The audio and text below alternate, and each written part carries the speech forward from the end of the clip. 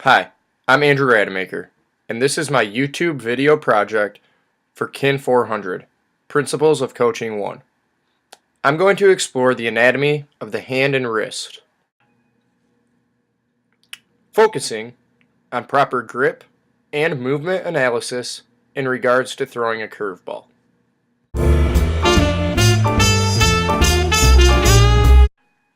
It's important to understand that pitchers of different skill levels will vary exactly how they grip this pitch. I'm going to cover the most basic template.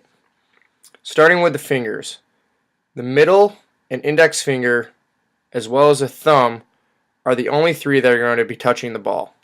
The ring and pinky finger will not be involved with this throw. Notice how the middle and index finger are running parallel to each other. There should be little to no room in between them, and the middle finger should be directly on top of the lace.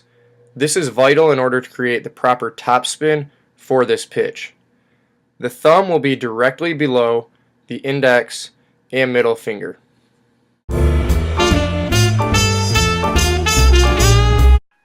Now that we've established proper grip, it's vital to know where to apply the pressure on the ball. Now this pressure or force should be applied in the ends of the phalanges, in the pointer finger, ring, and thumb. Now, I have a loose grip right now, but I'm going to apply a little bit of pressure, causing flexion in those three that are on the ball. You can see the flexion as I'm squeezing by my ring finger coming in. That, along with my pinky, are both loose.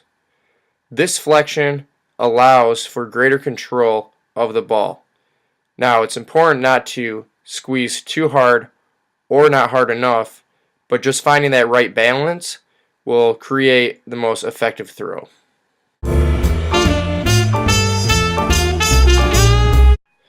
Here's where things get a little tricky as far as the correct motion to produce a right spin for the curveball. With force still being applied in the distal phalanges of the index, middle, and thumb, the right motion is going to be with extension and then flexion and then supination of the carpals and metacarpals. So it'll be extension, flexion, supination right there.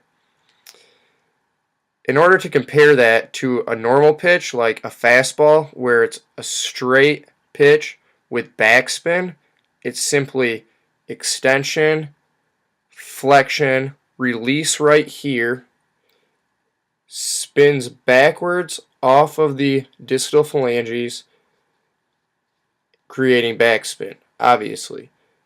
That ball will go much faster than the curveball, but it won't move as much. Let me regain my curveball grip. And again, it's extension, flexion, supination, almost 90 degrees. This supination at the very end and the release off the distal thumb and then the distal phalanges, the middle and pointer, is what will create the top spin. The release will cause a tumbling action coming at the batter, and it should fall off the table. With that term being, it should just drop right past the batter once it gets there.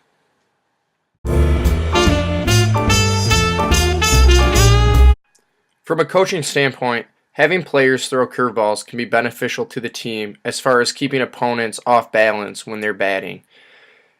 As far as at the youth level, I believe curveballs should not be thrown until kids are more developed after puberty, when their muscles are stronger and they've been playing a little bit longer. Now, part of that is because of this motion. The supination creates torque on the ligaments in the lower arm, and that goes up to the elbow, and that is where the most problems are seen for kids that throw curveballs. However, lately research has shown that pitch count is more important than kids throwing curveballs. Throwing a curveball and throwing a fastball creates the same force on the arm. However, throwing too many pitches in general can be very detrimental.